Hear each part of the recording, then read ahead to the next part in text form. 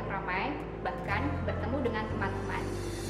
Bahkan sekolah diliburkan dan kita belajar di rumah secara daring atau online.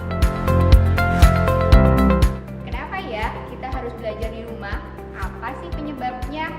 Nah, kali ini saya perkenalkan Dr. Indrawari Sulistyarini, biasa dipanggil dengan dokter ini, akan menjelaskan kepada kalian semua tentang virus corona sebagai penyebab pandemi saat ini.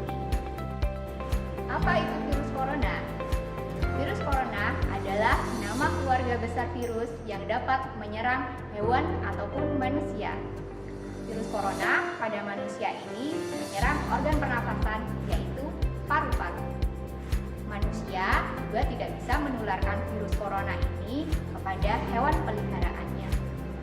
Sampai saat ini, ada 5 jenis virus corona yang diidentifikasi pada manusia. 3 yang paling terkenal yang menyebabkan penyakit SARS, MERS, dan virus corona itu sendiri. Virus ini disebut corona yang dalam bahasa Latin memiliki arti mahkota. Kalau virus ini dilihat di bawah mikroskop, virusnya seperti dilingkari mahkota. Apakah yang dimaksud dengan pandemi? Pandemi ini artinya virus corona telah menyebar secara luas di dunia. Istilah pandemi terkesan menakutkan, tapi sebenarnya itu tidak ada kaitannya dengan keganasan penyakit, tapi lebih pada penyebarannya yang meluas. Bagaimana manusia bisa terinfeksi virus corona? Ada 3 jalur penularan. Yang pertama adalah penularan secara langsung saat kita bersin ataupun batuk melalui salaman atau berbicara dalam jarak dekat. Yang kedua, dari droplet yang jatuh pada benda permukaan sekitarnya, seperti meja, gagang pintu, handphone, atau alat makan yang kita pakai. Kemudian, jika ada orang lain yang menyentuh benda yang sudah terkontaminasi tersebut secara tidak sengaja, kemudian mengusapkan pada mata, hidung, ataupun mulut, maka orang tersebut beresiko terpapar virus corona. Yang ketiga, melalui penyebaran udara dalam bentuk aerosol pada saat orang tersebut batuk ataupun bersin. Berapa lama waktu yang diperlukan untuk tertular atau terinfeksi hingga muncul gejala penyakit infeksi virus corona? Nah, kalian harus tahu masa inkubasi virus ini. Masa inkubasi adalah dari masuknya virus ke dalam tubuh sampai munculnya gejala adalah 1 sampai 14 hari. Dengan rata-rata timbulnya gejala adalah 5 hari. Siapa saja yang beresiko terinfeksi virus corona? Orang yang tinggal atau berpergian di daerah di mana virus corona bersirkulasi sangat mungkin berisiko terinfeksi. Perlu kalian ketahui, tidak ada batasan untuk usia orang-orang yang terinfeksi oleh virus corona. Namun, orang yang lebih tua dan orang dengan kondisi medis yang sudah ada sebelumnya, seperti asma, kemudian diabetes, penyakit jantung, tampaknya rentan untuk menderita sakit parah. Yang kedua adalah orang yang mudah stres. Yang ketiga, orang yang jarang berolahraga. Terakhir kali, saya akan menjelaskan apa saja yang harus dilakukan untuk mencegah penyebaran dan terinfeksi virus corona.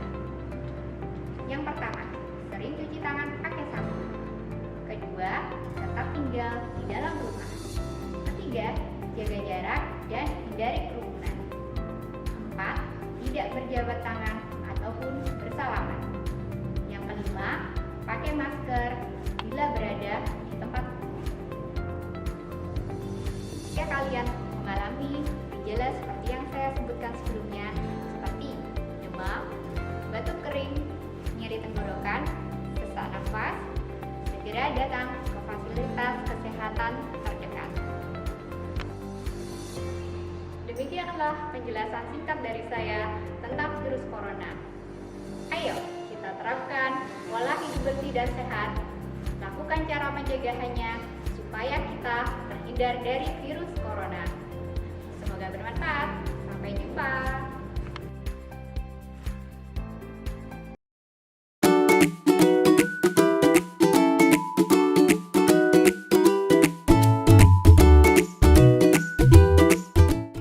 Pandemi COVID-19 merupakan tatanan masyarakat dunia guna mencegah penularan wabah virus corona yang meluas. Masyarakat dihimbau dan diharuskan untuk tetap di rumah.